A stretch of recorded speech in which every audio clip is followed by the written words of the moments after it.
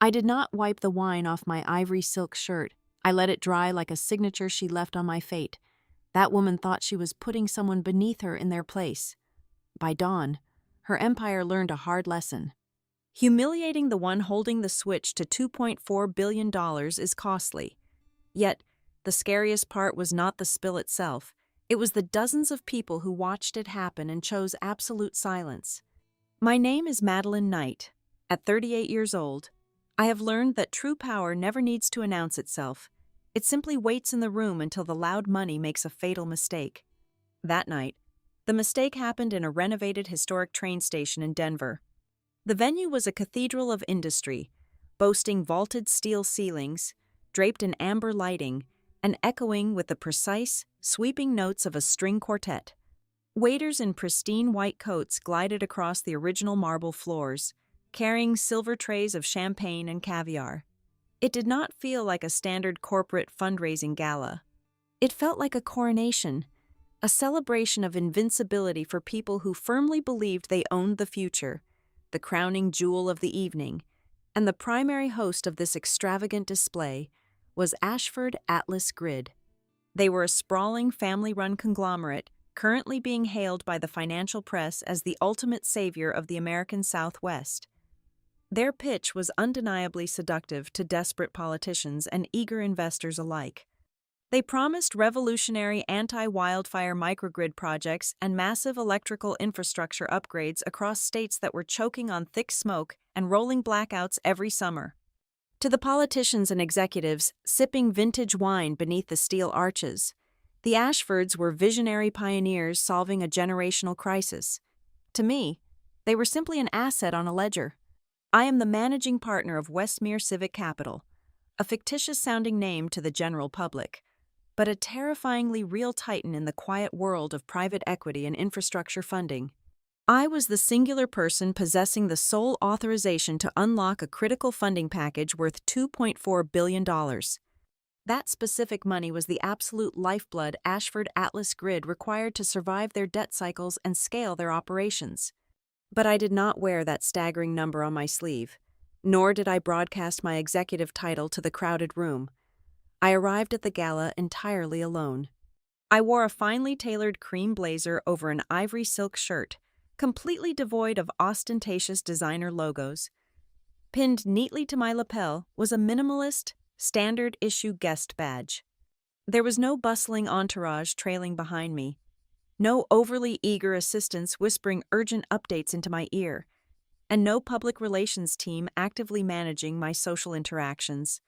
I grew up in Montana, raised in a tough, working-class family that spent their lives physically building and repairing the very high-tension electrical lines these wealthy executives now traded as abstract financial commodities. I knew the sharp metallic smell of ozone, the visceral danger of live wires, and the harsh reality of manual labor long before I ever sat at the head of a mahogany boardroom table. Perhaps that grounded history was exactly why I did not emit the desperate, pulsing frequency of someone seeking validation in a room like this. I did not need to be seen by them. I only needed to observe them in their natural habitat. That absolute stillness is exactly what drew Vanessa Ashford to me. She was the wife of the chief executive officer, Reed Ashford, and she navigated the crowded gala floor like an apex predator deeply accustomed to dominating a very specific, unforgiving ecosystem. In her highly insular world, a room operated strictly on the immediate currency of status signals. You were either a superior to be aggressively courted, a useful equal to be carefully managed, or a subordinate to be swiftly dismissed and discarded. I was standing quietly near the outer edge of the velvet-roped VIP reserve, casually holding a glass of sparkling water and taking a mental inventory of the shifting corporate dynamics playing out around me. I was entirely too calm for someone who, in her highly judgmental eyes, possessed absolutely no visible markers of extreme wealth or established corporate rank. Vanessa gracefully broke away from a tight circle of laughing local politicians and approached me. I watched her cold, calculating eyes perform a rapid, ruthless assessment of my worth. She took in the unbranded cream silk of my shirt, the deliberate lack of a blinding diamond tennis bracelet, the basic black and white print of my general admission badge, And finally, my polite, unbothered smile. In a mere fraction of a second, she reached her absolute verdict. I was a nobody, I was a minor vendor, a lowly contractor, or perhaps a mid-level manager who had strayed far beyond her designated boundaries. To Vanessa, I was trespassing in a sacred zone reserved exclusively for those holding genuine power and influence. What happened next was not an impulsive act of drunken rage. It was a cold, calculated execution of social hierarchy, meticulously designed to entertain her peers and firmly establish dominance. Vanessa casually signaled a passing waiter, her perfectly manicured fingers delicately lifting a full, heavy crystal glass of syrah from his polished silver tray. She turned her attention back to me, her lips curving into a perfectly hollow, predatory smile. She stepped deliberately into my personal space, aggressively invading the standard boundary of polite society. Then, without breaking eye contact, and with agonizing, deliberate slowness, she tilted the wine glass directly over my chest. The dark red liquid cascaded down in a thick, heavy stream, soaking instantly into the pristine cream silk of my blazer and shirt. The sudden chill of the wine sank right through the expensive fabric to my skin. It was not a clumsy bump. It was not a sudden stumble caused by a crowded, chaotic floor. It was a targeted, highly intentional pour. She tilted the crystal glass just slowly enough to ensure that everyone seated at the adjacent high roller tables understood perfectly that this was not a regrettable accident. It was a brutal sorting ritual. It was a self-appointed queen publicly reminding a perceived peasant to return to her rightful place in the dirt. The silence that radiated from our immediate corner was sudden, incredibly heavy, and completely suffocating. The sweeping notes of the string quartet seemed to fade entirely into the background. A woman dripping in heavy pearls to my left gasped loudly, her manicured hand flying to cover her mouth. Two older men in bespoke Italian suits offered nervous, highly awkward chuckles before abruptly turning their backs, suddenly pretending to be intensely fascinated by the historical steel architecture of the ceiling. A few other guests simply looked away, fixing their gazes firmly on the floorboards, cowardly refusing to make any eye contact with the victim of the social slaughter. Through the far periphery of my vision, cutting sharply through the awkward tension, I caught sight of Adrian Cole. He was the golden boy of the hour, the meticulously groomed and polished executive legally positioned to take over as the next chief executive officer of Ashford Atlas Grid. He was standing less than 10 feet away, gripping a glass of scotch. He saw the entire sequence of events unfold. He saw the deliberate, malicious tilt of the glass. He saw the dark red wine bloom across my pale chest like a fatal wound. His eyes met mine for one fleeting, panic-stricken second. But instead of intervening, instead of displaying the basic moral leadership his future title demanded, he deliberately shifted his weight backward, melting quietly into the shadows of a massive floral arrangement. The man destined to lead the future of this sprawling company witnessed outright abuse and actively chose the safety of silence over the career risk of standing up to the founder's powerful wife. I did not flinch. I did not step back, nor did I raise my voice to demand a frantic apology or create a theatrical scene for the onlookers. I simply stood my ground, feeling the damp, ruined fabric clinging uncomfortably to my ribs, and looked directly back into Vanessa Ashford's eyes. She fully expected me to shatter on impact. She expected hot tears, a flushed face of deep humiliation, a stammered retreat toward the public restrooms, or perhaps a hysterical outburst that would only further prove to the elegant room that I lacked the proper pedigree to belong among them. Instead, she found absolutely nothing. I looked at her not with boiling, irrational anger, but with the quiet, clinical, and terrifying satisfaction of an auditor who has just uncovered a massive, fatal discrepancy in a company ledger. I did not view this deeply humiliating moment as a personal attack. I viewed it as an invaluable piece of corporate intelligence. It was a behavioral data point entirely too perfect to waste. It took Reed Ashford exactly 18 seconds to realize what his wife had done and materialize breathless at the scene. The silver-haired chief executive officer rushed over, his aging face stretched into a tight, desperate mask of practiced damage control affability. He carried a white linen napkin, fluttering his hands in a frantic, theatrical display of distress that completely failed to reach the cold, calculating panic in his eyes. "Oh, my absolute apologies," Reed said, his voice projecting just loud enough to assure the wealthy onlookers that the situation was firmly under his capable control. "A terrible, unfortunate social misunderstanding. The crowds in these venues can be so overwhelmingly tight. Let us get you straight to the coat check, miss, and we will of course cover the cleaning bill." He reached out with the napkin, intending to dab frantically at my ruined shirt and physically usher me out of sight before the cameras noticed. I raised one hand, executing a single, sharp motion that stopped him dead in his tracks. The amber ambient light caught the dripping, deeply stained edge of my cream blazer. I looked from the trembling white napkin in his hand to the unapologetic, triumphant smirk still lingering securely on Vanessa's face. The entire room seemed to hold its collective breath, eagerly waiting for the humiliated woman to scurry away into the night. "I think I just learned exactly how your company measures human value," I said. My voice was not loud, but it carried an absolute, undeniable authority. It cut through the remaining nervous murmurs and the clinking glasses with the heavy, icy precision of a falling guillotine blade. I did not wait for his flustered, corporate response. I did not wait for Vanessa's arrogant smirk to falter. I simply turned on my heel and walked toward the grand exit, my posture perfectly straight, leaving a trail of dark red drops on the polished marble floor. They believed they had just successfully removed a minor, insignificant nuisance from their perfect evening. They had absolutely no idea who they had just poured their wine on, but by tomorrow morning, they would discover that this brief display of arrogance would not just stain a shirt, it was going to burn their entire empire to the ground. The heavy brass doors of the renovated station closed behind me, cutting off the symphony of strings and the nervous murmurs of Denver's elite. The crisp, biting night air hit my soaked chest, turning the spilled wine icy cold against my skin. The valet rushed forward, his eyes widening for a fraction of a second as he registered the dark, spreading stain on my cream blazer, but he kept his mouth shut and pulled my hired black sedan to the curb. I slid into the deep leather of the back seat. "Do not take me to the hotel yet," I told the driver. "Just park somewhere quiet. Keep the engine running." I did not care about the ruined silk. I did not care about the physical discomfort. The moment the car settled into a dark spot overlooking the city skyline, I pulled my encrypted tablet from my briefcase.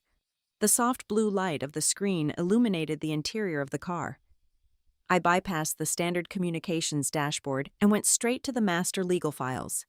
I needed to cross-reference exactly what had just occurred with the specific ethics and risk control covenants buried deep within the master agreement. For the past 3 weeks, the financial press had been running victory laps for the Ashford family. Major business networks and leading industry blogs had already leaked the massive figure of $2.4 billion. The entire market operated under the absolute illusion that the deal was entirely finalized.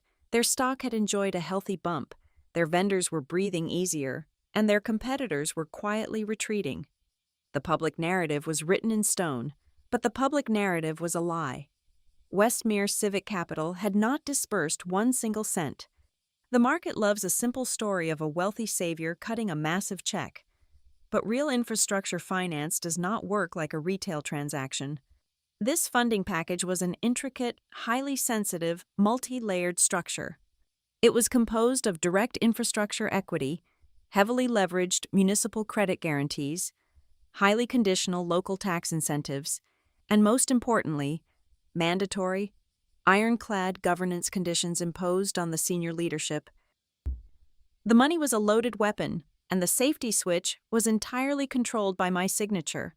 Until my pen hit the final execution page, the Ashfords were just playing with monopoly money in their heads. This was precisely why I had attended their lavish gala under a completely concealed guest profile. I deliberately bypassed my official executive invitation and utilized a blank +1 ticket provided by a minor vendor who owed my firm a favor.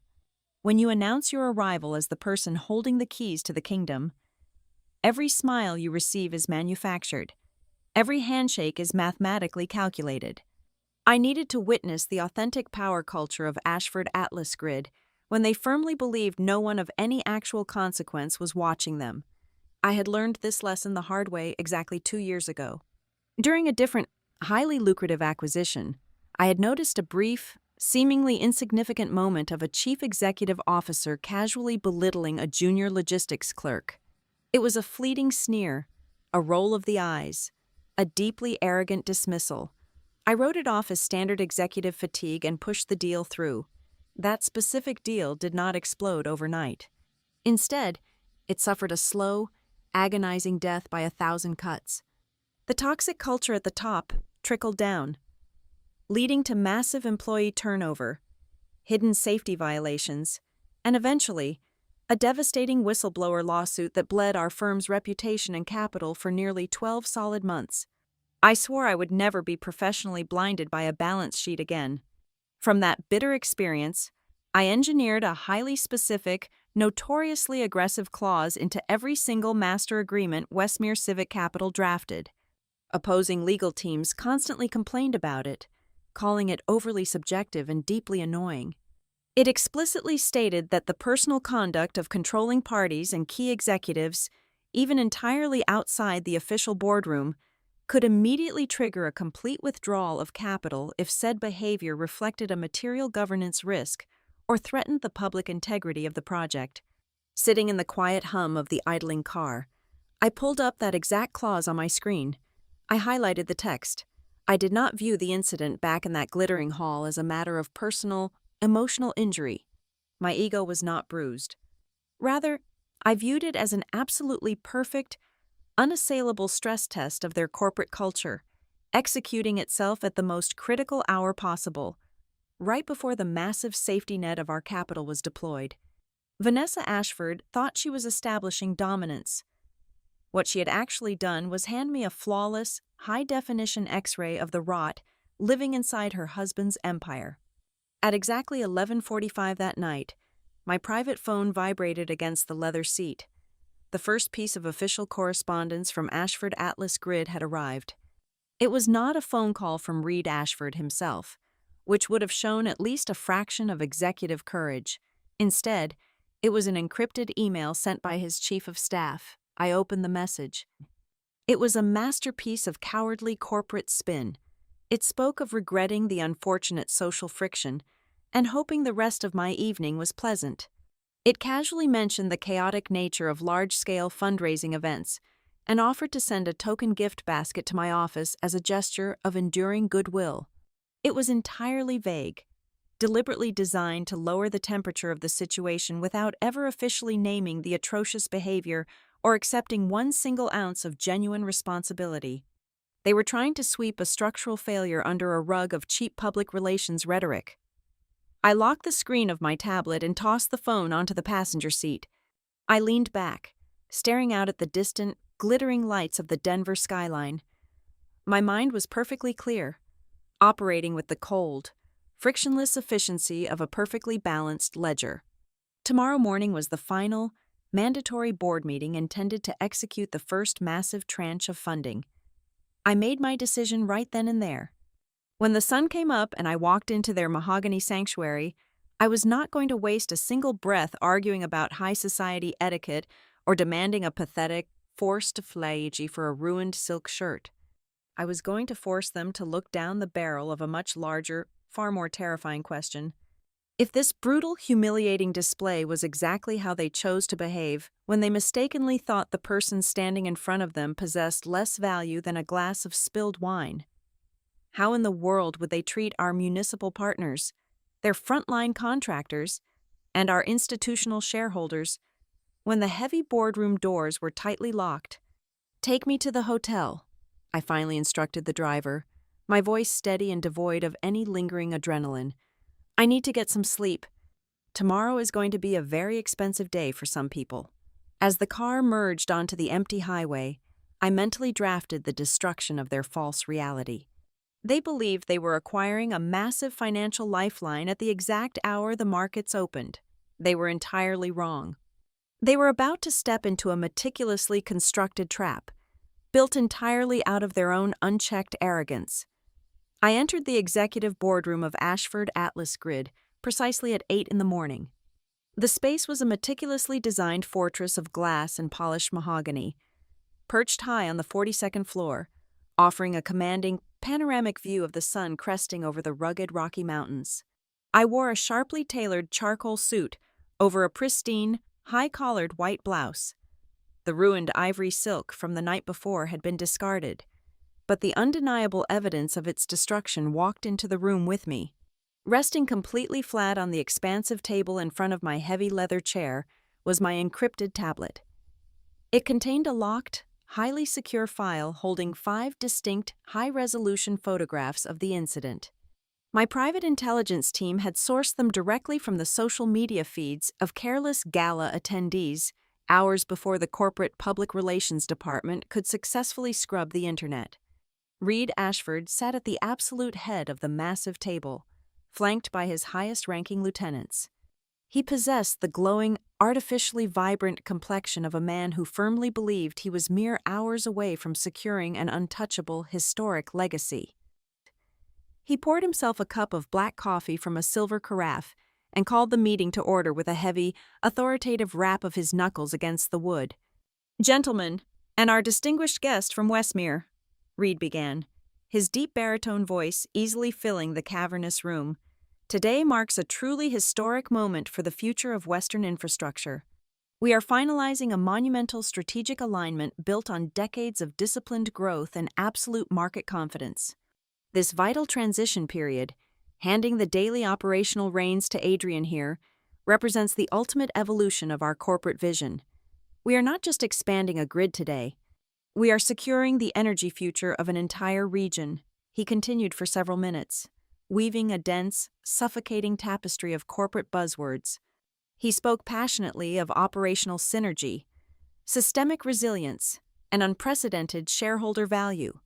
He painted a flawless picture of a perfectly tuned machine ready to conquer the utility sector. He projected the absolute certainty of a man who thought the billions of dollars were already safely deposited in his corporate accounts. When he finally paused to take a confident sip of water, I leaned forward just enough to bring my shoulders into the direct center of his vision. "Before we move to the execution phase of the final documents," I said, my voice steady and completely devoid of inflection, "I require exactly 3 minutes to formally address the event that occurred last night." Reed's practiced, charismatic smile did not completely slip, but it hardened noticeably at the edges.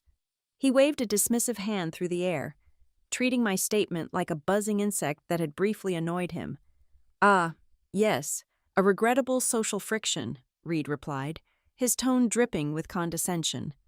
"The gala floor was incredibly chaotic, and the logistics were admittedly suboptimal. But let us maintain our professional focus. We certainly will not let a minor, unfortunate social misunderstanding delay a critical, multi-billion-dollar financial transaction. The broader mission is what truly matters." I did not look at Reed. Instead, I slowly shifted my gaze to Simon Vale, the chief financial officer. Simon was sitting rigidly exactly 2 chairs away from his boss. Unlike Reed, Simon did not look rested or victorious. The thin skin beneath his eyes was deeply bruised with exhaustion, and his knuckles were stark white as he gripped a heavy gold pen. Simon had not uttered a single syllable since I walked through the double doors. His silence possessed a terrifying gravitational weight. It was not the silence of agreement. It was the distinct, suffocating silence of a deeply terrified man who had actually read the master agreement. Simon knew the precise, unforgiving language of the morality and risk control covenants I had mandated. He understood the lethal architecture of my contracts. He knew this entire room, and by extension, the entire company, was currently balancing on the razor edge of a catastrophic cliff, and his chief executive officer was blindly tap-dancing right next to the drop. Sensing the sudden, dangerous dip in the room's atmospheric pressure, Adrian Cole cleared his throat, seated strategically to Reed's left. The golden boy leaned forward, deploying his best conciliatory tone. It was the exact, measured voice he used to soothe anxious institutional investors during turbulent quarters. "I completely understand the personal discomfort of the situation," Adrian said, offering me a look of highly manufactured, corporate empathy. However, it is vital that we compartmentalize our reactions today. We must not let a deeply personal situation overshadow our mutual strategic interests and the thousands of union jobs depending directly on this infrastructure expansion. I studied Adrian's perfectly symmetrical face. His attempt to play the pragmatic, reasonable peacemaker was highly revealing and ultimately fatal to his own character assessment. By deliberately labeling the unprovoked public humiliation of a business partner as a mere personal situation, he accidentally exposed his core operational philosophy. When forced to choose between basic ethical principles and his own professional safety, Adrian would always choose safety. He was already actively protecting the toxic, abusive throne he so desperately hoped to inherit. I did not raise my voice to argue. I did not immediately declare my ultimate authority over the Capitol. I simply tapped the dark screen of my tablet, bringing it to sudden, bright life, and asked a single, devastatingly simple question. Who in this room can articulate exactly why a similar incident will never happen when the cameras are off? The question hung suspended in the chilled air conditioning. It bypassed their heavily rehearsed public relations defenses entirely. It was not a question about apologies. It was a targeted, lethal strike at their internal governance.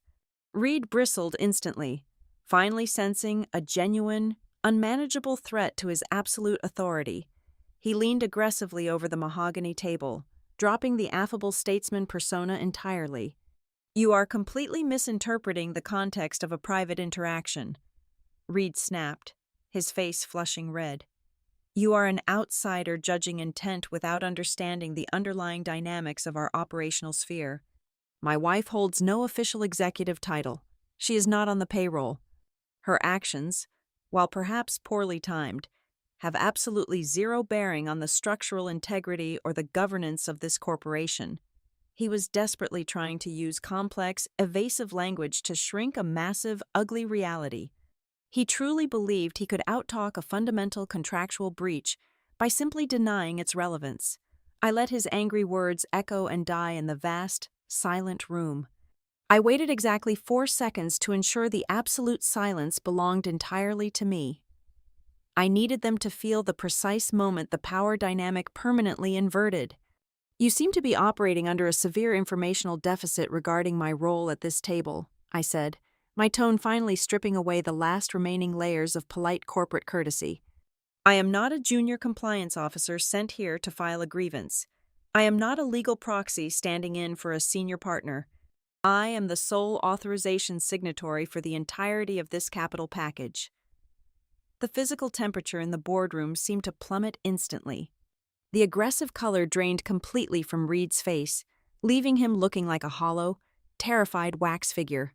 Adrian stopped breathing, his mouth slightly open in shock. Simon Vale slowly closed his eyes, the gold pen finally slipping from his trembling fingers and clattering loudly against the polished wood. The sudden, crushing realization that they had publicly intentionally humiliated the single human being holding the absolute lifeline to their corporate survival hit them with the concussive force of a physical blow. Their arrogance had effectively written a check their balance sheet could not possibly cover. They waited in frozen terror for the execution. They waited for me to stand up, officially terminate the deal, and walk out the door, leaving their company to burn in the markets. But plunging a knife in immediately is a terrible waste of a perfect surgical opportunity. I did not withdraw the money. Instead, I established total, inescapable operational dominance over their entire executive structure. "The first tranche of funding is hereby formally suspended," I announced, my voice slicing cleanly through their collective panic. "I am enacting a mandatory pause on all capital disbursements. By 5 in the afternoon today, your internal legal department will provide my team with every single internal complaint, non-disclosure agreement, and unredacted human resources file related to the conduct of anyone within this company's control circle over the past 24 months. Reed opened his mouth to protest the massive invasion of his private empire, but his vocal cords completely failed him. He simply stared at me, completely paralyzed. If those files are not fully uploaded to my secure server by the deadline, or if my forensic auditors discover even a single missing page," I concluded, standing up slowly from my leather chair and buttoning my charcoal jacket. "The deal is dead, and I will personally ensure the market knows exactly why the funds never arrived." Exactly 15 minutes before my mandated 5 o'clock deadline, my encrypted terminal chimed with a heavy, final digital tone. Simon Vale and the internal legal department of Ashford Atlas Grid had officially capitulated. They had unlocked the darkest, most heavily guarded filing cabinets of their corporate history and transmitted the contents directly into my possession. Watching the progress bar fill on my screen felt like watching a highly pressurized dam begin to crack. They had desperately hoped nobody with actual authority would ever demand to look inside these specific folders. I spent the next 3 hours dissecting the data with the clinical detachment of a forensic pathologist. The documents painted a horrifying, undeniable picture. Over the past 18 months, there had been 3 separate, highly detailed internal complaints. These were not minor grievances about workplace friction. They were formal cries for help from a logistics supplier, an external corporate event coordinator, and an independent structural consultant. Every single grievance shared an identical, terrifying common denominator. They all meticulously detailed instances where Vanessa Ashford had aggressively intervened in official company operations to verbally degrade and humiliate individuals she deemed to be of the incorrect social class. One report from the independent consultant described a vendor dinner where Vanessa explicitly demanded the woman be removed from the main table because her off-the-rack suit lowered the prestige of the evening. Another detailed a screaming match in a hotel lobby where the event coordinator was called a disposable servant in front of major municipal clients. The truly damning revelation, however, was not the abusive behavior itself. It was the sophisticated, highly illegal machinery constructed to hide it. As I cross-referenced these complaints with the massive due diligence files my team had reviewed weeks earlier, I found a gaping void. None of these severe behavioral risks had ever been reported to the open market. Absolutely nothing had been attached to the official risk assessment disclosures provided to Westmere Civic Capital. I followed the paper trail of the settlements, tracing the flow of hush money. The payments did not originate from the central corporate treasury. If they had, our preliminary audits would have easily flagged them. Instead, the legal team had drafted ironclad non-disclosure agreements and funded the financial settlements directly through the Ashford Civic Foundation, the family's ostensibly philanthropic charity arm. The implications of this discovery fundamentally altered the entire nature of the transaction. This was no longer a case of an isolated, unfortunate lapse in judgment by an arrogant spouse. This was a documented, systematically executed pattern of corporate concealment. The executives had weaponized a charitable foundation to actively suppress material risks from their investors. It was the exact definition of institutional fraud. As I was organizing the settlement ledgers, my private intelligence contractor sent an encrypted audio file to my secure inbox. It was a raw, unedited recording captured by a disgruntled catering server during the gala the previous night. The audio quality was slightly muffled by the clinking of heavy silverware and the ambient hum of the string quartet, but the voices were unmistakable. I put on my noise-canceling headphones and pressed play. Through the digital static, Vanessa Ashford's sharp, haughty voice cut clearly through the background noise. She was speaking to the terrified floor manager just moments before she approached me. "If she is a hired hand, teach her to stand in the right place," Vanessa commanded, her tone dripping with venomous entitlement. The audio clip was the final, lethal bullet. It obliterated any potential defense of accidental clumsiness or harmless social misunderstanding. My desk phone rang. It was Reed Ashford. His voice lacked the booming theatrical confidence he had wielded in the boardroom that morning. He sounded breathless, cornered, and increasingly desperate. He spent 10 agonizing minutes attempting to construct a firewall around his own position. He repeatedly pushed the utterly pathetic narrative that Vanessa was merely the wife of the chief executive officer, a private citizen who held no official title and drew no corporate salary. "Madeline, you must look at the actual organizational chart," Reed pleaded, his words tumbling over each other. "She has absolutely no operational authority. Her actions, while unfortunate, do not reflect the mechanics of the company. You cannot penalize thousands of hard-working employees for the private missteps of a spouse.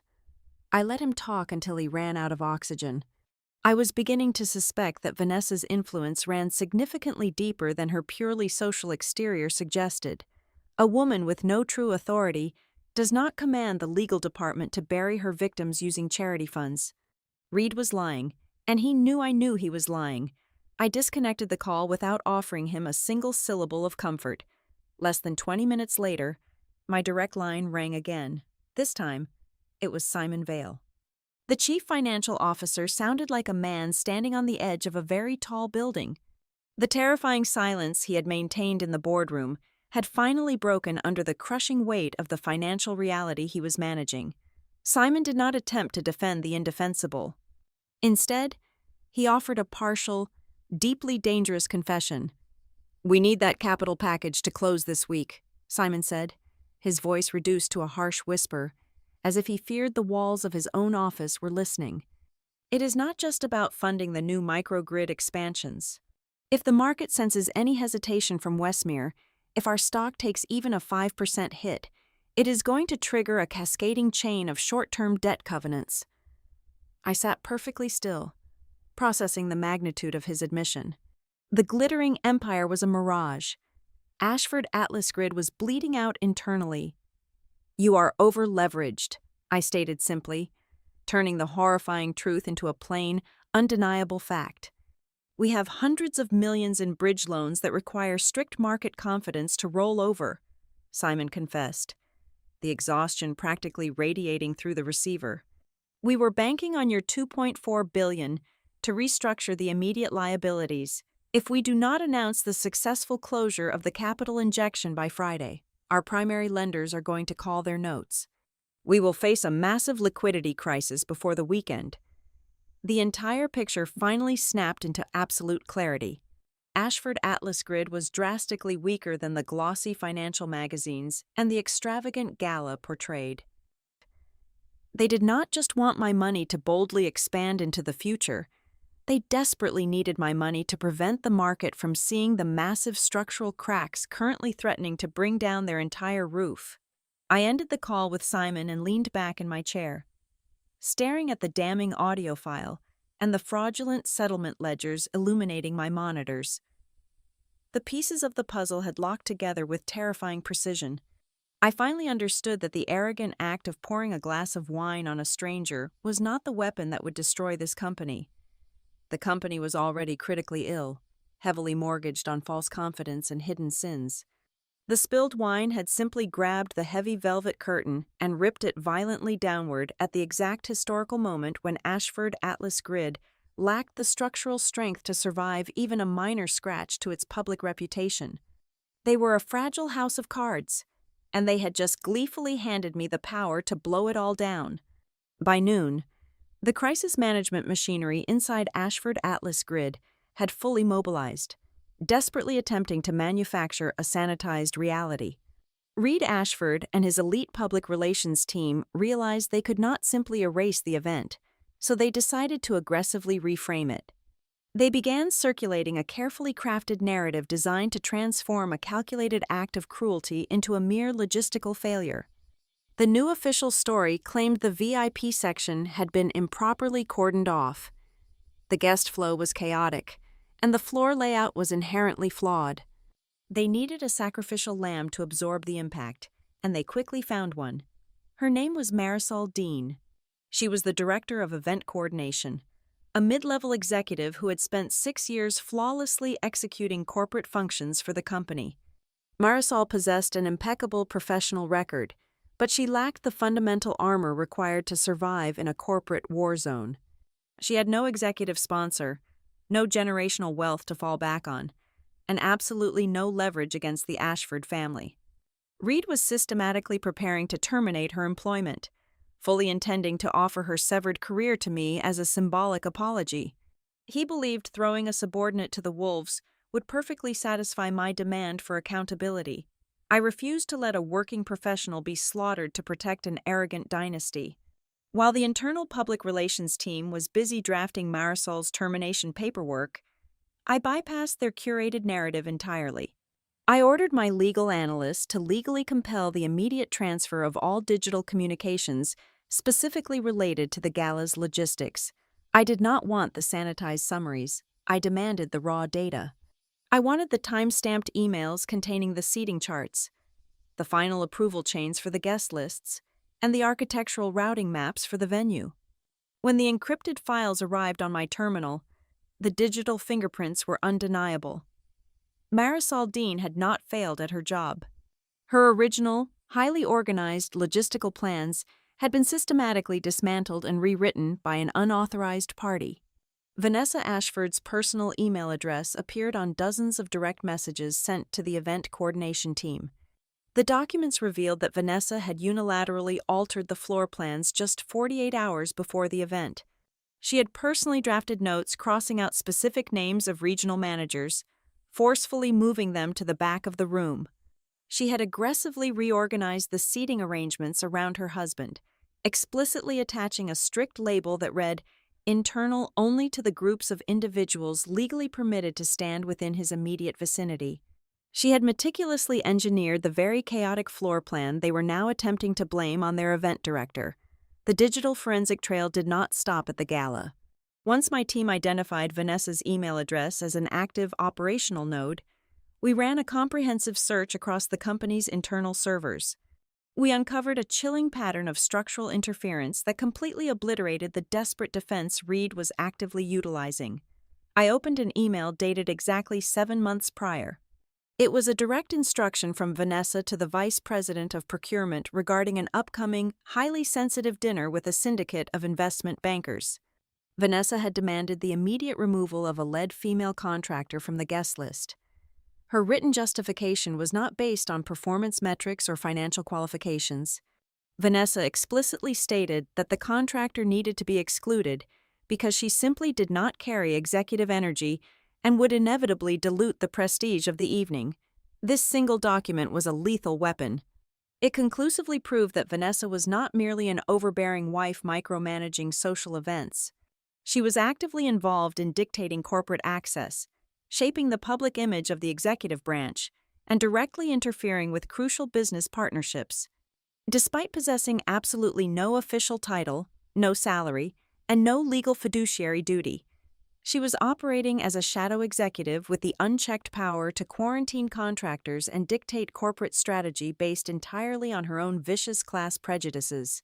I possessed the ultimate leverage, yet I deliberately chose to keep this evidence hidden in my digital vault. I did not immediately march into the boardroom and slam the printed emails onto the mahogany table. I needed Reed to firmly lock his own traps. Throughout the early afternoon, I allowed him to continue speaking on the official corporate record. Every time my legal team held a procedural check-in with his executives, Reed stubbornly repeated his primary defense. He repeatedly stated that his wife was a private citizen who operated entirely outside the corporate structure. He insisted her actions were strictly personal and isolated. Every single time he uttered those words into the official minutes, he unknowingly tightened the legal noose around his own neck. He was committing documented perjury regarding the operational governance of a publicly traded entity. While the executives remained barricaded inside their glass fortress attempting to spin the narrative, the brutal reality of the financial markets began to aggressively close in around them. In the ruthless world of high finance, a delayed transaction is never a secret. The sudden, unexplained pause on our $2.4 billion disbursement acted like blood in the water. The rumors rapidly breached the walls of the boardroom and cascaded down into the broader financial ecosystem. The auxiliary banks, the institutions holding the massive short-term bridge loans that kept Ashford Atlas Grid afloat, noticed the sudden silence. The scheduled press releases announcing our capital injection never materialized. By 2 p.m, Simon Vale's phone began to ring incessantly. The syndicated lenders were calling in a state of escalating panic. They demanded immediate verification that our firm's governance certifications were still valid. They wanted to know why the money had not crossed the wire. They were aggressively inquiring if a material breach of contract had occurred overnight. I watched the chaos unfold from the quiet sanctuary of my temporary office. Simon was completely trapped in a deadly crossfire. On one side stood his patriarchal, fiercely proud chief executive officer, a man utterly obsessed with maintaining his family's flawless image and actively demanding the suppression of the truth. On the other side stood the terrifying, undeniable reality that the company was rapidly running out of oxygen. The market was knocking on the door, and Simon knew they possessed absolutely zero margin for error. If he lied to the lenders to protect Reed, he would be personally committing securities fraud. If he told the lenders the truth, the stock would instantly collapse, triggering the debt covenants and bankrupting the firm by Friday. The pressure inside the executive suite was reaching a catastrophic boiling point. They were frantically searching for a way to appease me, still operating under the pathetic delusion that this was a simple negotiation of terms. They thought they could offer me a minor concession, fire a scapegoat, and return to their scheduled victory lap. At exactly 4 p.m, I decided to finally strip away their remaining illusions. I did not send a lengthy legal demand. I did not request another face-to-face meeting to debate the semantics of social behavior.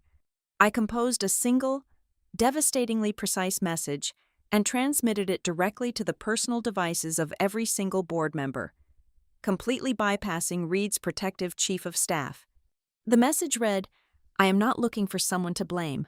I am determining which of you knew about this beforehand." That single sentence fundamentally shifted the battlefield. It was no longer a question of whether the company would be punished for a spilled glass of wine.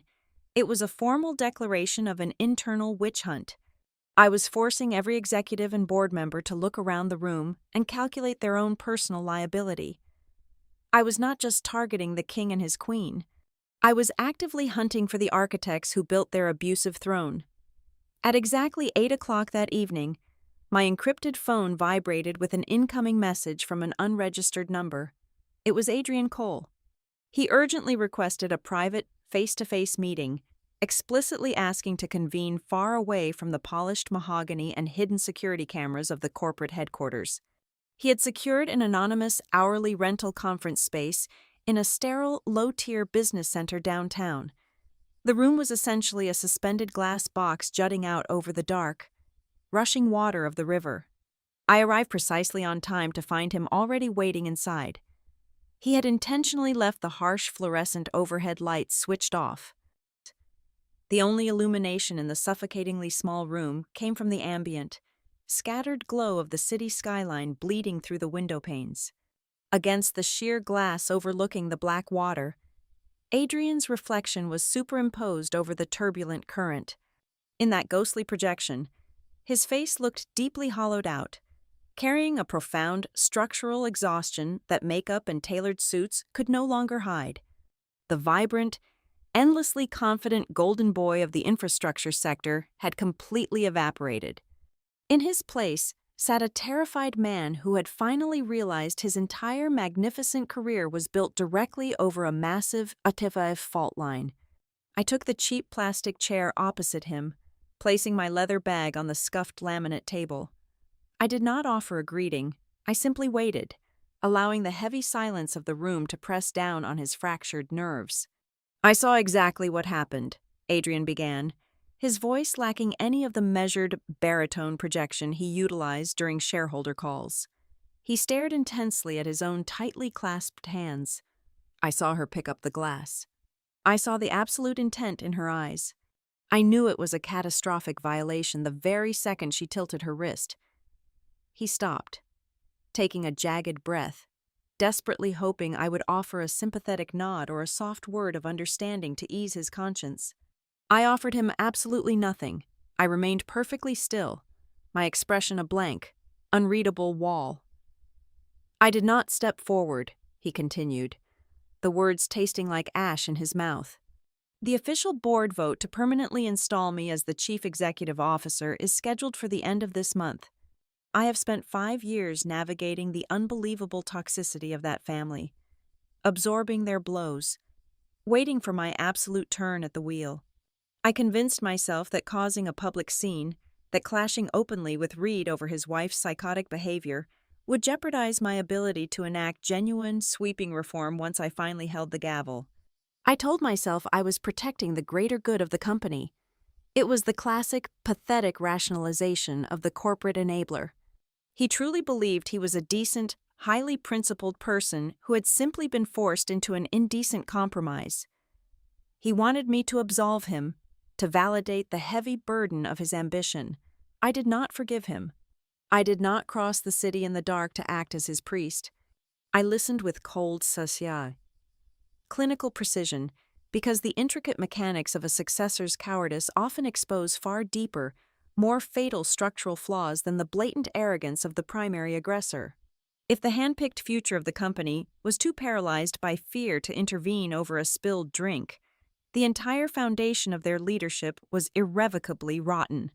Adrian reached into his leather briefcase with trembling fingers and pulled out a thick, unmarked manila envelope. He slid it slowly across the table.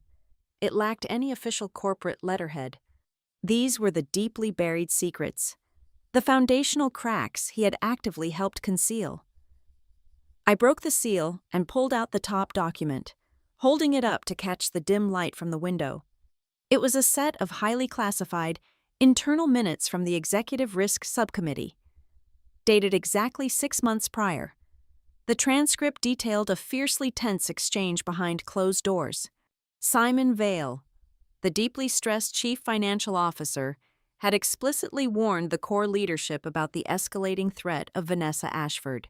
Simon had stated, on the permanent record, that the constant, unchecked involvement of the family in external-facing operations, vendor management, and partner relations possessed the severe potential to completely invalidate their ethical compliance certifications with institutional investors. He had essentially drawn a map straight to the explosion that was currently leveling their company. I scanned down the page to read Reed's documented response. The chief executive officer had aggressively shut Simon down, physically striking the warning from the official board summary. Reed had casually and arrogantly dismissed the chief financial officer's existential dread, officially categorizing the warning as overly sensitive lawyer language. He consciously and deliberately permitted Vanessa to continue operating as an invisible, untethered center of gravity. A rogue moon pulling the corporate tides without answering to any legal or ethical oversight. As I absorbed the full weight of these documents, a much colder, vastly more cynical reality snapped into terrifying focus. I looked up from the pages and studied Adrian's defeated posture. For the past 12 months, the financial press had breathlessly praised his imminent promotion as a bold modernizing reform for the aging infrastructure giant. The market actively loved him because he projected clean, progressive corporate governance. But holding these hidden minutes, the ultimate soft betrayal revealed itself. Adrian was never intended to actually govern. He was nothing more than a highly marketable illusion. He was a fresh, incredibly expensive coat of paint applied thickly over a deeply decaying structure to fool the inspectors. The true, absolute power was never going to leave the immediate Ashford family circle. Adrian had been brought in to placate the nervous market, a decorative hood ornament on a heavy vehicle still entirely driven by Reed and Vanessa. They were going to let him hold the title and absorb the public liability, while they continued to manage the empire from the shadows. The entire succession plan was a massive, carefully orchestrated lie. If that capital package does not return to the escrow accounts by tomorrow, we are completely dead, Adrian said, his voice dropping to a desperate, ragged whisper. He was no longer talking about his own ascension. The illusion of his power had been utterly shattered, leaving behind only the sheer terror of a man watching the walls collapse. The bridge lenders are actively circling, he explained, his eyes wide and unblinking. If they declare a technical default on our short-term obligations, we will face a massive, unpayable margin call overnight. Our outstanding debt will be brutally reassessed by the ratings agencies before dawn. By the time the opening bell rings tomorrow morning, our stock price will be absolutely crushed. The equity will be wiped out. The company will be stripped and sold for spare parts by the restructuring firms. He spoke with the frantic, pleading cadence of a man begging for the physical survival of the institution. He was practically offering up Reed's head on a silver platter, hoping the sacrifice of his mentor would somehow quench the fire I had deliberately allowed to spread. He thought surrendering these documents proved he was finally stepping out of the shadows, proving he possessed the moral clarity to lead. He was entirely wrong. Delivering the evidence of a crime only after the building is surrounded by police does not make you a hero. It merely makes you a highly cooperative hostage. I slowly and meticulously slid the heavily classified documents back into the manila envelope. The ambient light from the river cast long, sharp shadows across the cheap table, cutting the room into fragments of dark and light. Adrian leaned forward, searching my face with desperate intensity for any sign of leniency, any minor indication that his 11th hour betrayal of his tyrannical boss had bought him a personal reprieve from the slaughter. I stood up, smoothly adjusting the lapels of my dark coat. I looked down at the exhausted, broken man who had willingly traded his own spine for a prestigious title he would never truly own. I needed him to understand that he could no longer occupy the safe, comfortable middle ground between complicity and consequence. Silence for ambition is still silence, I told him. My voice was perfectly level, devoid of any anger or sympathy, cleanly stripping away his final, desperate psychological defense. And the market does not price intent, it prices consequences. Reed Ashford was a cornered animal, and cornered corporate animals always rely on their most primitive, deeply ingrained survival instincts. By 8 o'clock the following morning, his boutique crisis communications firm had quietly deployed a ruthless shadow campaign. Reed realized he could not fight me on the strict contractual terms of the master agreement, so he actively attempted to assassinate my professional objectivity. Blind items and strategically placed leaks began to surface across prominent financial blogs and heavily circulated industry newsletters. The narrative was meticulously spun to favor the incumbent power. The anonymous sources quoted in these publications claimed that a certain aggressive, unnamed infrastructure fund manager was purposely personalizing a minor social clash to extort favorable concessions at the negotiating table. They painted a picture of a hysterical, ego-driven executive weaponizing a trivial faux pas to artificially lower the valuation of a proud, legacy American company. Several prominent financial pundits took the bait immediately. Opinion pieces began to argue that treating a spilled drink as a material breach of corporate governance was a terrifying overreach of private equity power. Reed fundamentally believed that if he could successfully drag the entire conversation into the murky, subjective waters of an emotional grievance, he could effectively blind the broader market to the massive structural decay I had uncovered. He genuinely thought he only needed to win a war of attrition in the court of public opinion to force my hand. He severely miscalculated the internal rot of his own empire. The fatal blow that morning did not come from my aggressive legal team, nor did it come from the hostile financial press. It came directly from the woman who had spent the last 7 years quietly cleaning up the bloody, toxic messes left behind by the Ashford family. At exactly 10:30 in the morning, Tessa Lyle, the global head of human resources, committed ultimate corporate treason against her chief executive officer. She was completely exhausted. Tessa had spent nearly a decade acting as a highly paid janitor for a family that treated their publicly traded corporate charter like a private, untouchable feudal kingdom. She had personally watched brilliant female engineers get aggressively sidelined from lucrative municipal projects simply because Vanessa Ashford found their wardrobe uninspiring. Tessa had finally reached the absolute breaking point of her own moral elasticity. Without issuing a single warning to the executive suite, Tessa bypassed Reed entirely and transmitted a sworn, legally binding affidavit directly to the secure inboxes of every single independent member of the board of directors. I received a blind copy directly to my encrypted tablet. Her affidavit was a masterpiece of lethal, bureaucratic precision. Tessa explicitly confirmed that Vanessa possessed unauthorized, direct access to the highest levels of the corporate machinery. The document detailed 4 separate, highly specific instances where Vanessa had aggressively bypassed human resources approval chains to unilaterally alter executive guest lists. Tessa meticulously documented how the founder's wife routinely demanded the immediate removal of high-performing women from critical negotiation tables because she declared they did not project the correct pedigree for high-level commerce. Most damning of all, Tessa verified under penalty of perjury that the exact degrading classist language used at the gala was not a one-time slip of the tongue. It was a documented historical pattern of systemic abuse that Reed had repeatedly and explicitly ordered the Human Resources Department to ignore and bury. Tessa did not just provide written testimony to the stunned board members, she attached a secondary, digitally enhanced audio file of the gala incident. The catering staff had not just captured one muffled cell phone recording. The venue's ambient security microphones, situated directly above the VIP section, had caught the entire exchange with terrifying, crystalline clarity. Simon Vale heard the enhanced audio during a frantic, impromptu huddle in the heavily fortified legal department. I was informed later that the chief financial officer physically slumped against the frosted glass wall when the playback finished. In this pristine, unfiltered version, the background strings of the quartet faded away, isolating Vanessa's sharp voice perfectly.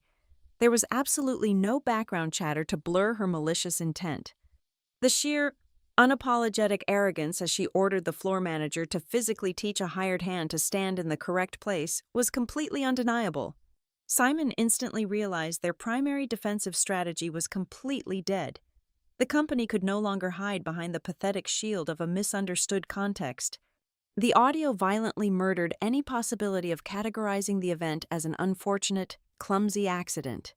Any independent auditor, any compliance officer, and any federal regulator who heard that specific recording would immediately classify the entire senior leadership as a massive, unmitigated liability. The financial market is a highly sensitive, deeply paranoid organism. It does not require a viral, globally trending video to register a fatal corporate disease. It only requires the right people in the right rooms to catch the subtle scent of panic. Within hours of the independent board members receiving Tessa's sworn affidavit, the whispers began to circulate through the heavy oak doors of the syndicated banks. The primary lenders holding the massive short-term debt did not even need to hear the actual audio clip to react. They only needed to know that a certified pattern of materially relevant, actively concealed executive misconduct existed, and that Westmere Civic Capital had found it and subsequently halted all funding. The abstract concept of institutional trust began to evaporate into thin air. Bond yields started to quietly spike. Risk analysts at the major funds began quietly downgrading their short-term outlooks on the stock. The massive weight of their hidden debt was beginning to critically fracture the thin ice beneath their feet. Inside the glass walls of the headquarters, the board of directors rapidly fractured into two violently opposed factions. The screaming matches echoed down the executive hallways. The old guard, deeply loyal to the Ashford dynasty and terrified of immediate public embarrassment, desperately wanted to close ranks. They aggressively argued for massive, immediate financial settlements, hoping to weather the storm by simply throwing millions of dollars at the problem to protect Reed at all costs. The second faction, comprised primarily of the newer, independent directors who actually understood regulatory compliance, looked at the plummeting pre-market indicators and realized the absolute opposite. They finally understood that protecting the chief executive officer was no longer an act of loyalty. It was a guaranteed suicide pact.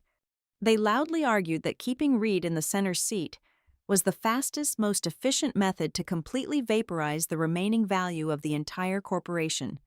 Throughout this entire chaotic, blood-soaked day, my private phone rang endlessly with urgent inquiries from major financial news networks. They all wanted the exclusive scoop. They desperately wanted an angry, vindictive quote from the woman who was holding $2.4 billion hostage over a stained silk shirt. I declined every single request for comment.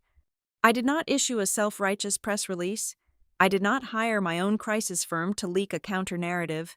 I maintained a wall of absolute, impenetrable silence. My controlled silence was far more terrifying to the warring factions inside the Ashford boardroom than any public accusation I could have ever made. As the hours ticked by, the executive slowly realized that I was not fighting a shallow public relations war. I did not need a temporary emotional victory on the front page of a newspaper. I only cared about the exact mathematical execution of my contractual rights and the perfect timing of the kill. The truth was fully exposed. The board was tearing itself apart, and the massive pool of capital remained tightly locked away in my accounts. I had handed them the rope, and I was comfortably sitting back in the shadows, watching them frantically tie the knot themselves. The clock on the wall of the executive boardroom read 11:45 at night. The panoramic view of Denver was now a sea of dark glass and scattered amber streetlights. Inside the 42nd floor fortress, the atmosphere had degraded from tense professionalism into raw, unfiltered panic.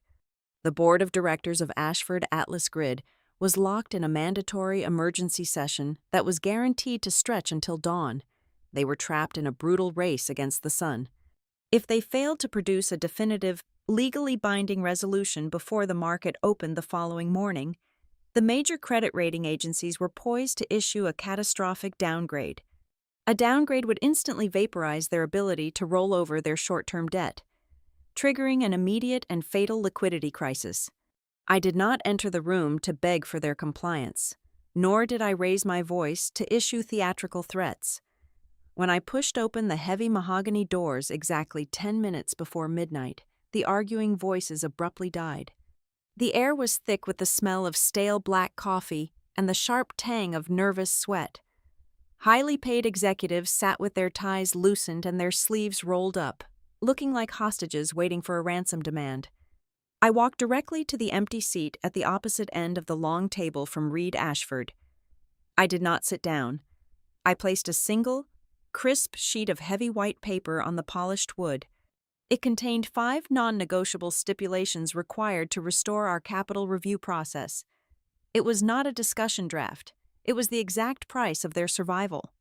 "You have precisely 9 hours until the opening bell rings," I stated, my voice echoing cleanly in the vast room. "I am providing you with the only existing roadmap to prevent the total liquidation of this company. This is a binary choice.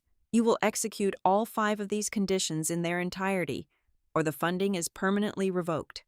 I did not wait for their legal counsel to interject. I began reading the stipulations with the cold, rhythmic cadence of a metronome. "Condition 1, I began, locking eyes with the chief executive officer. "Reed Ashford will resign from all executive duties and surrender his seat on this board immediately. This transition of power must be formally filed with the Regulatory Commission before 9:30 in the morning." A collective gasp rippled down the length of the table. Reed's face flushed a deep, dangerous crimson, his jaw clenching so tightly I thought his teeth might shatter. "Condition 2, I continued smoothly, ignoring the rising temperature in the room. "Vanessa Ashford is permanently prohibited from attending, influencing, or participating in any corporate activities.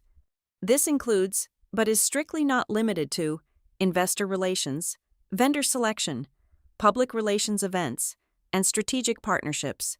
She will be legally and physically barred from all company premises. Her nameless, untethered authority ends tonight."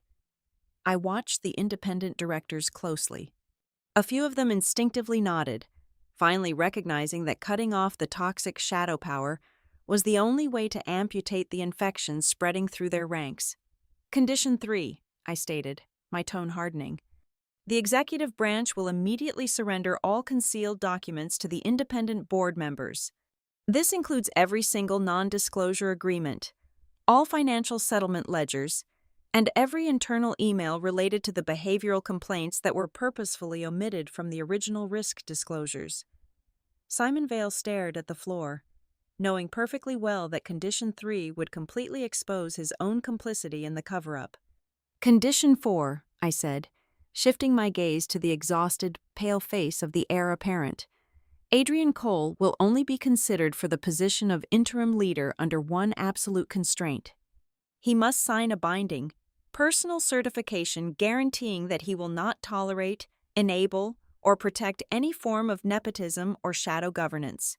If he fails to enforce this, He will be personally liable for the resulting breach of contract.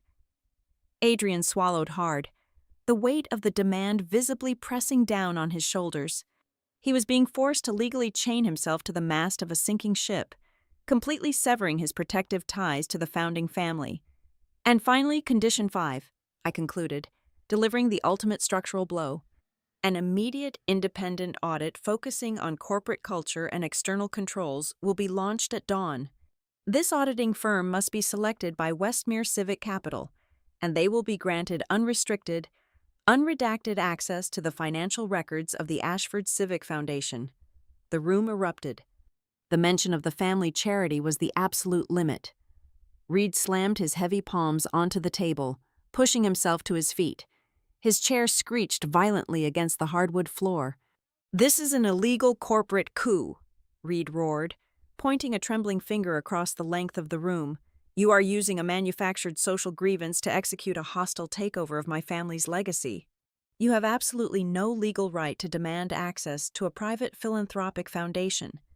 When you weaponize that private philanthropic foundation to secretly pay off the victims of your wife's abuse, you fundamentally merged it with your corporate liabilities," I replied, my voice dangerously quiet, cutting perfectly through his booming outrage.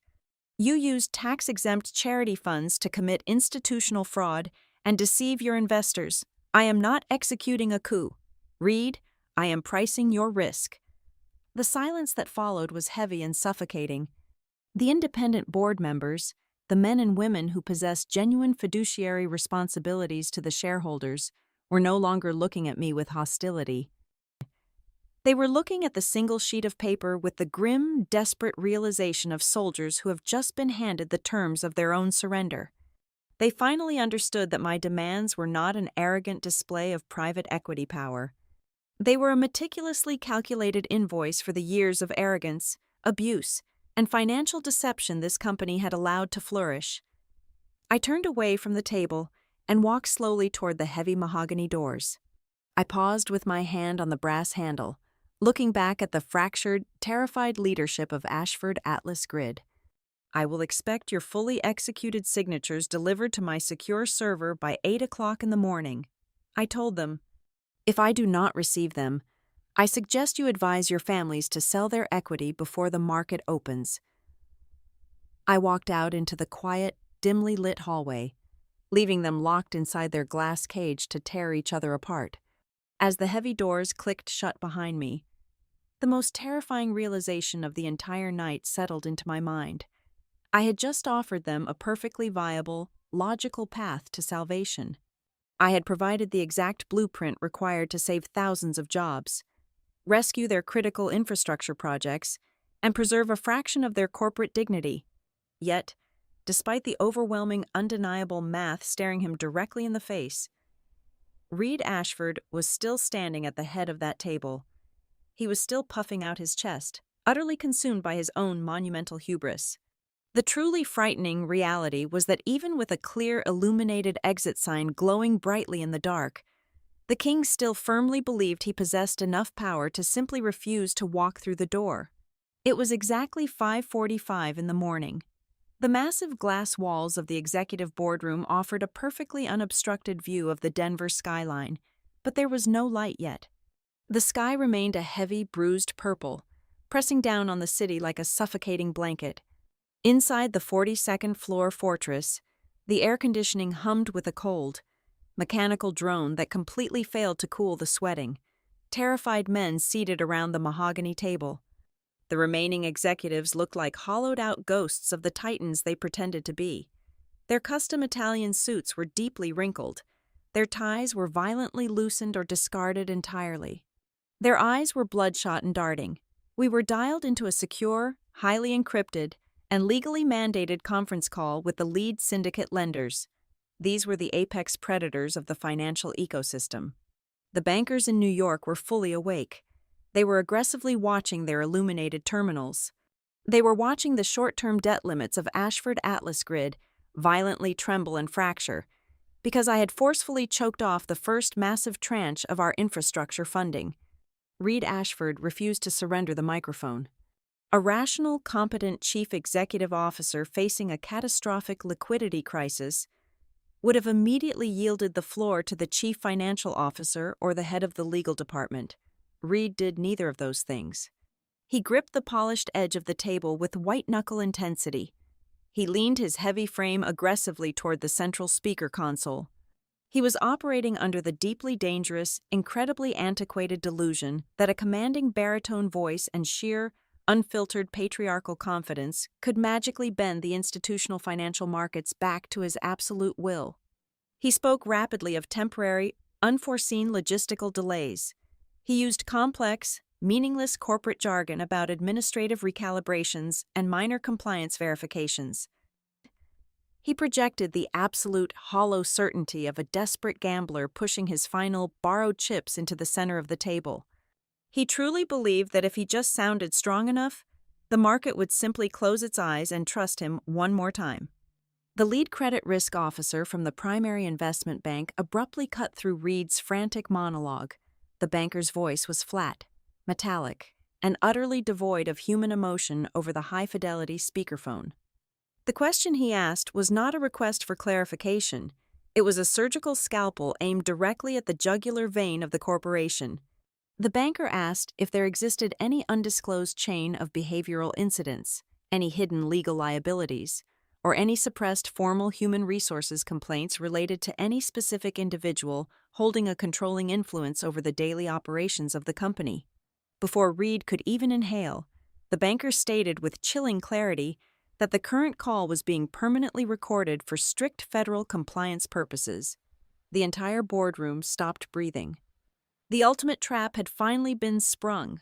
Reed Ashford had exactly 1 single second to save his own life.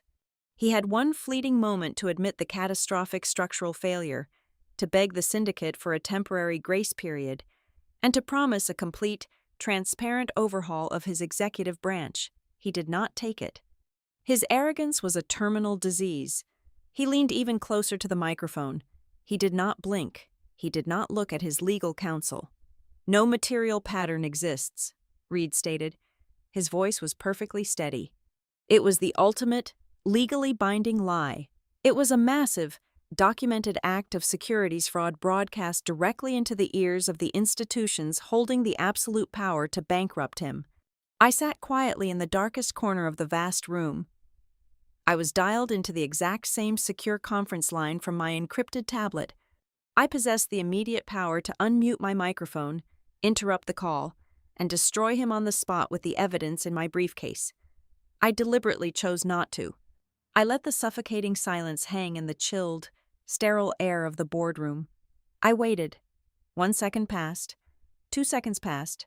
3 agonizing seconds ticked by. I needed that specific, fraudulent sentence to permanently burn itself onto the federal compliance servers in New York. I needed the concrete to completely dry around his ankles before the water was turned on. That single, arrogant lie could have theoretically saved Reed, but only if the room had been entirely empty. But the room wasn't empty.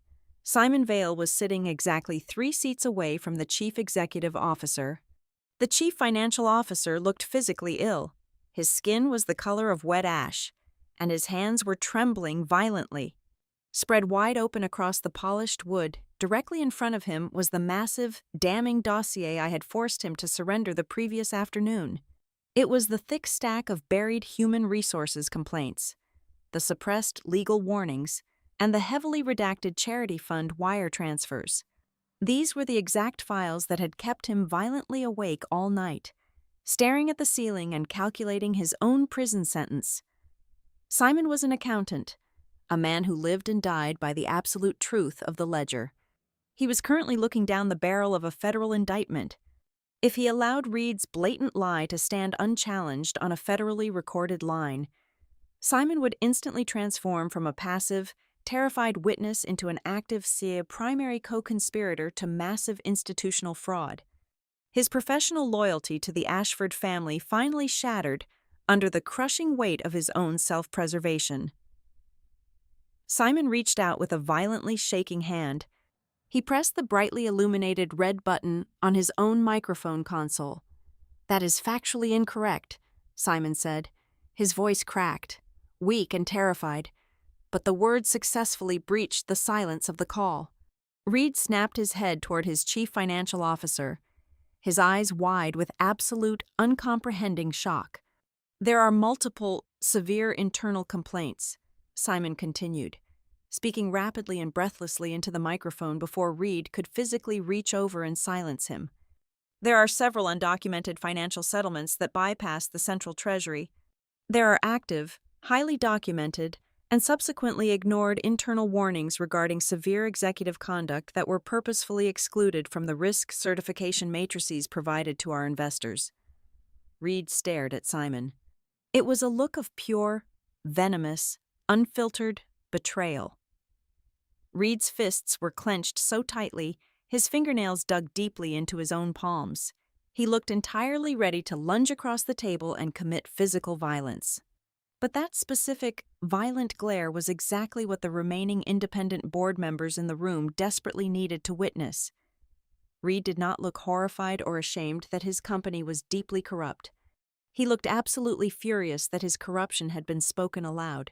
He viewed the unvarnished truth as an act of profound treason.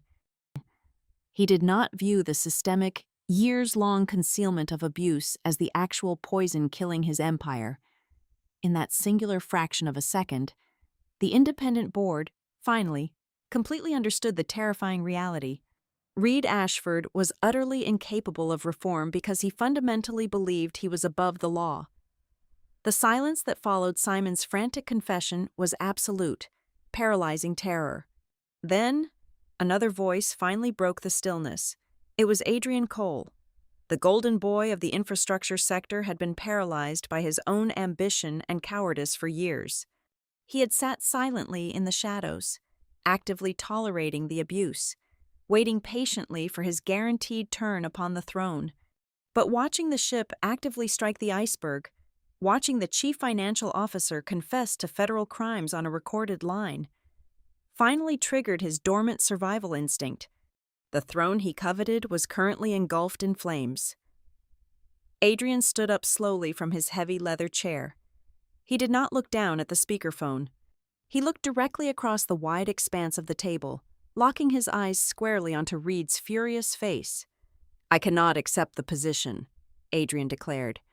His voice rang loudly and clearly across the recorded line and echoed against the glass walls of the silent room. He was publicly severing the final, desperate rope keeping the company tethered to its false reality. "I will not accept the seat of the chief executive officer within a corporate structure that remains deeply compromised by this staggering level of executive deceit," Adrian continued, driving the knife in deeply. "After the testimony just provided by the chief financial officer, I cannot in good conscience assume legal or moral liability for the survival of this administration." Adrian publicly decapitated the heavily publicized succession plan directly in front of the largest creditors in the nation. The bankers on the other end of the secure line did not ask any further questions. They immediately placed the call on an indefinite, automated hold. A highly compressed, surreal track of classical music filled the devastated boardroom, providing a bizarre, cheerful contrast to the absolute corporate slaughter that had just occurred. Everything was finally rigged to explode. The highly combustible fuel was completely spilled across the floor. The match had been forcefully struck, but the ultimate climax of the night remained tightly suspended in the heavy, exhausted air. The independent board of directors still needed to cast their final, official vote to remove the king. I still held the absolute, unilateral authority to decide whether the $2.4 billion would vanish into the ether or be aggressively redirected. The sky outside the towering glass walls was slowly bleeding from a dark purple to a bruised, violent shade of red. Dawn was arriving in Denver. The market was about to open, and the final, devastating price of their unchecked arrogance was about to be mathematically calculated to the very last cent. The sun finally crested over the sprawling glass greenhouses on the eastern edge of Denver, casting long, sharp, unforgiving rays of morning light directly into the executive boardroom. The natural illumination highlighted the deep exhaustion etched into the faces of every single person seated around the heavy mahogany table. on the massive glowing monitors mounted to the walls. The pre-market trading indicators were already flashing violent, continuous shades of red. The stock price of Ashford Atlas Grid was actively cratering, bleeding out double-digit percentages in real time before the opening bell even rang. The syndicated lenders had placed every single credit decision, every bridge loan, and every lifeline on a frozen hold, waiting with bated breath for the final, official verdict from this very room. Helena Price, the lead independent director, finally took absolute control of the fractured table. She was a woman who possessed the cold, unyielding demeanor of a financial veteran who had survived decades of brutal corporate warfare. She did not look at Reed Ashford. She looked directly at the official stenographer recording the minutes.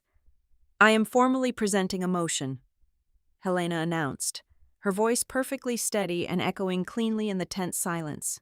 "Effective immediately, we are suspending Reed Ashford from all executive duties, stripping him of all operational authority, and removing his access to the corporate treasury.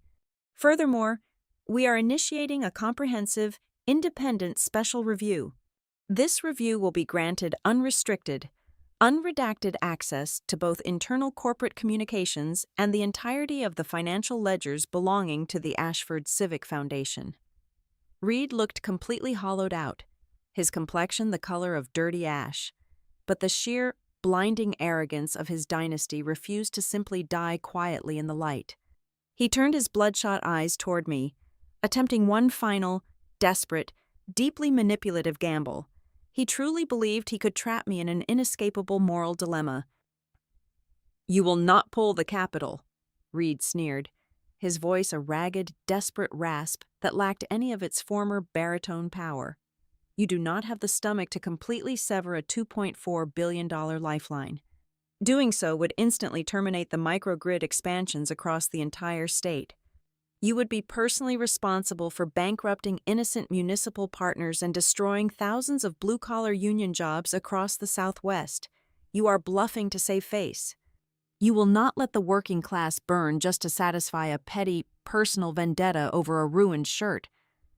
I looked at him, feeling absolutely nothing but clinical pity for a man who still did not understand how modern, aggressive capital actually functioned. I did not rely on emotional threats. I relied on airtight logistics.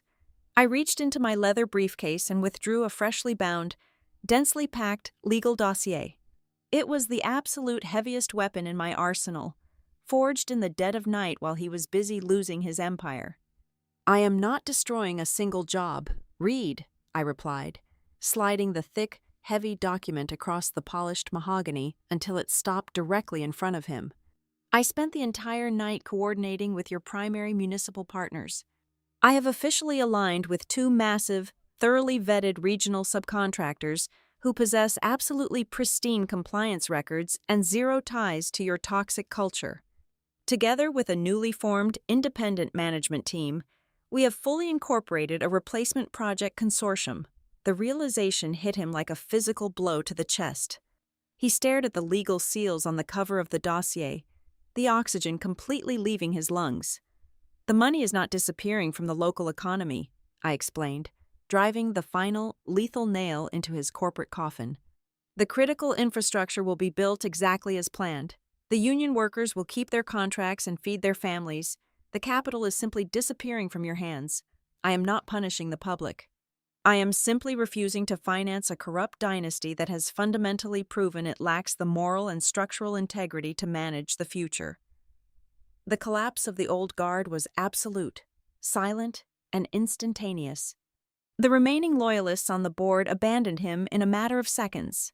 Simon Vale, looking utterly defeated but finally free from the crushing, terrifying weight of his perjury, officially submitted the comprehensive set of settlement receipts and the newly recovered, previously deleted email chains directly into the permanent board minutes.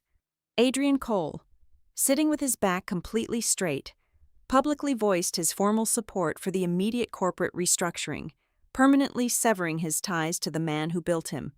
Before the final vote commenced, I ensured that Marisol Dean was explicitly exonerated in the official record.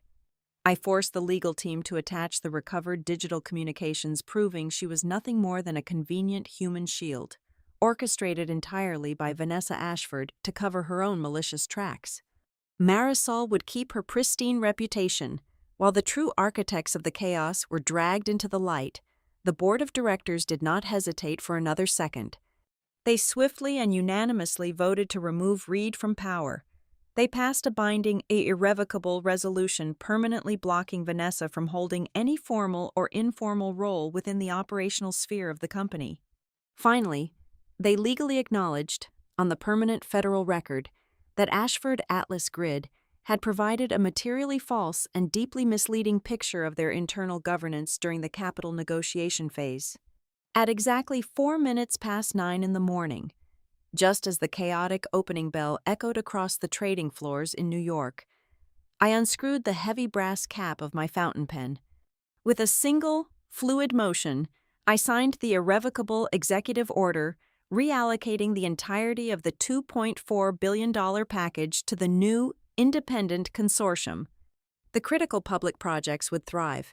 The workers would retain their livelihoods. But Ashford Atlas Grid lost its absolute lifeblood, its market dominance, and its foundational legacy in the span of a single night. The story always ends the exact same way when arrogant people forget the fundamental rules of gravity. Vanessa Ashford poured a heavy glass of wine on a stranger because she truly believed she was simply teaching someone she deemed beneath her to stand in the correct place. But by the time the sun fully illuminated the city the next morning, the unforgiving history of the financial markets had violently rearranged the seating chart. It was her own untouchable family that had been permanently put in their proper place.